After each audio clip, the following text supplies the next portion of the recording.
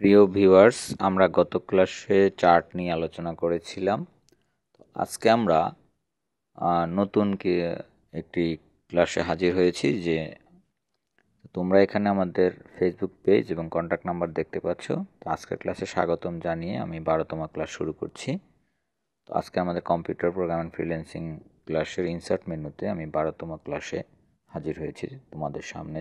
আজকে যা কিছু নিয়ে আলোচনা করব তা হচ্ছে বইয়ের পৃষ্ঠা নম্বর দেওয়া, পেজে অটোমেটিক তারিখ দেওয়া, টেক্সটের মধ্যে লেখা ও কালার এবং বর্ডার দেওয়া, লেখার মধ্যে প্রতীক এবং ইকুয়েশন দ্বারা গণিত করার নিয়ম। তো আমরা এখানে একটি মাইক্রোসফট ওয়ার্ড দেখতে পাচ্ছি। ইনসার্ট মেনু থেকে হেডারে ক্লিক করব পেজে নাম্বার দেওয়ার জন্য। দেখো আমরা হেডার থেকে এডিট হেডারে যাব। এডিট হেডারে ক্লিক করলাম। এডিট হেডারে ক্লিক করার পরে তোমরা এখানে দেখতে পাচ্ছ কার্সারটা আমাদের পেজের উপরে নড়াচড়া করছে। এখানে পেজ নাম্বারে ক্লিক করব। দেখো top of page, bottom of page বিভিন্ন অপশন রয়েছে। আমরা টপ অফ পেজের লেফটে, সেন্টার এবং রাইটে দেখতে পাচ্ছি। আমরা রাইটে সিলেক্ট করব, কারণ আমাদের পৃষ্ঠা নাম্বারটা রাইটে হয়ে থাকে প্রত্যেকটা বইয়ের পৃষ্ঠা নাম্বার। ইচ্ছা করলে তুমি মিডিলও দিতে পারো, মানে সেন্টারে। আমরা রাইটে নিলাম। দেখো 1 লেখা অটোমেটিক চলে আসছে। এবং আমরা দেখো নিচে যদি আমরা যাই, প্রত্যেকটা পেজে অটোমেটিক নাম্বার হয়ে গেল। কিন্তু আমাদের কষ্ট করে 1 2 3 বারবার লেখা লাগলো না। এভাবে আমরা হেডারের মাধ্যমে বিভিন্ন পেজের নাম্বার দিতে পারি বা পৃষ্ঠা নাম্বার দিতে পারি। আশা করি তোমরা বুঝতে পারছো। আবার আমরা ইনসার্টে গেলাম। আমরা যদি ফুটারে কোনো কিছু দিতে হয় পেজের নিচে বা ফুটার, সেখানে একইভাবে এডিট ফুটার।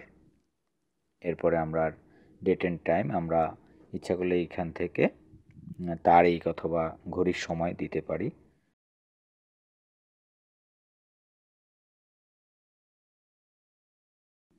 দেখতে পাচ্ছ উপরে একটা তারিখ আছে এবং নিচে ঘড়ির সময়। তো আমরা এখান থেকে তারিখ সিলেক্ট করলাম, ওকেতে ক্লিক করলাম। এরপরে দেখো আমরা সুন্দর প্রত্যেকটা পেজের ফুটারে কিন্তু তারিখ চলে আসছে। তোমার অটোমেটিক এই তারিখটা চেঞ্জ হবে। যদি তোমার পরের দিন হয় তাহলে অটোমেটিক চেঞ্জ হবে। এবার আমরা দেখব টেক্সট বক্স কীভাবে লিখে। একটা টেক্সট বক্স নেওয়ার জন্য আমরা টেক্সট বক্সে রো টেক্সট বক্সে ক্লিক করব এবং মাউসের দ্বারা ড্র্যাগ করে আমরা একটা টেক্সট বক্স আঁকলাম। লেফট বাটন ধরে মাউসটা ড্র্যাগ করে ছেড়ে দেব। এখন এই টেক্সট বক্সের এইখানে আমরা দেখো ইন লাইন উইথ টেক্সট থেকে বিহাইন্ড টেক্সটে ক্লিক করব, যাতে টেক্সট বক্সটাকে আমরা ইচ্ছে মতো নাড়াতে পারি, এক জায়গা থেকে এক জায়গায় নিতে পারি। আমরা এখানে লিখতেছি, দেখো টেক্সট বক্সের মধ্যে কার্সর রেখে মাই নেম ইজ, যে কোনো একটা নাম লিখি, করিম। তো আমরা দেখো ইচ্ছে মতো কিন্তু নাড়াতে পারতেছি। এটাকে আমরা এই করিমটাকে দেখো ফরম্যাটে গেলাম। ফরম্যাট থেকে আমরা শেপ ফিল, আমরা ইচ্ছা করলে এটার ফিল কালারটা চেঞ্জ করতে পারি টেক্সট বক্সের। এইভাবে কালার থেকে আমরা নো ফিল দিয়ে দিলাম, কারণ আমাদের টেক্সট বক্সে কালারের দরকার নেই। আমরা ইচ্ছা করলে লাইন দিতে পারি, চতুর্দিকের যে বর্ডার বা লাইন, এটা ইচ্ছা আমরা নো আউটলাইন দিলাম, মানে আমাদের লাইনটা লাগবে না। তাহলে আমরা একটা টেক্সট বক্সের মাধ্যমে এভাবে লিখতে পারি। এখন আমরা দেখব কীভাবে সিম্বল আনা যায় বা প্রতীক। সিম্বল থেকে মোট সিম্বল, আমরা এখানে বিভিন্ন প্রতীক দেখতে পাচ্ছি। দেখো 1 2 3, তারপরে ডলার, বিভিন্ন চিহ্ন। আমরা এখান থেকে যে চিহ্নটা আমাদের দরকার বা প্রতীক দরকার সেইটা বাছাই করে নেব। তো আমরা দেখো এখান থেকে ডলার চিহ্নটা নিতেছি, তারপরে ইনসার্টে ক্লিক, তাহলে ডলার চিহ্নটা কিন্তু চলে আসছে। একইভাবে আমরা @ যদি নেই, ইনসার্টে ক্লিক, তাও চলে আসছে আমাদের পেজে।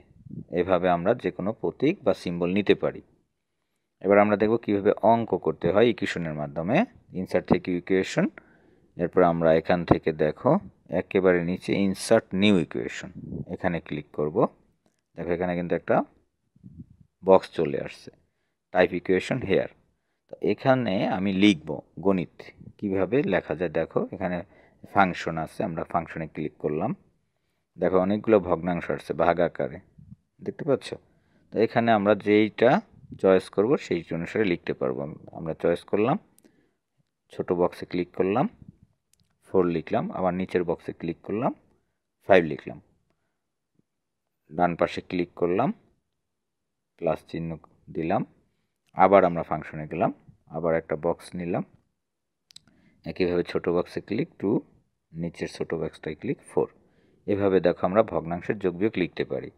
আমরা আরেকটি ইকুয়েশন বক্স নিলাম, সেমভাবে এখান থেকে আমরা পাওয়ার জন্য দেখো লিখলাম, ব্র্যাকেট দিয়ে ছোট বক্সে ক্লিক এ ছোট হাতের এ প্লাস বি ব্র্যাকেট, আবার এখানে পাওয়ারে ক্লিক 2 লিখলাম, এ প্লাস বি হোল স্কয়ার, এখন সমান একইভাবে আবার ক্লিক এ লিখলাম, পাওয়ারের ওখানে ক্লিক 2 লিখলাম, প্লাস আবার এই বক্সে ক্লিক করব, তার আগে আমরা 2ab লিখে নেই, 2ab প্লাস, এবার বক্সে ক্লিক, স্ক্রিপ্টে বি লিখব, বক্সে ক্লিক বি, আবার পাওয়ারের বক্সে ক্লিক স্কোয়ার। তো এইভাবে আমরা সূত্রও লিখতে পারি। এবং এই যে বিভিন্ন ফাংশনগুলো দেখতেছো, এই ফাংশনগুলোর মাধ্যমে আমরা বিভিন্নভাবে গণিতের কোশ্চেন বা গণিত লিখতে পারি। বিশেষ করে গণিত বইটা কিন্তু এই ইকুয়েশনের মাধ্যমেই লিখে থাকে। আশা করি তোমরা বুঝতে পারছো কীভাবে ইকুয়েশনের মাধ্যমে বই লিখে। আমরা এখানে দেখো পেজ ব্রেক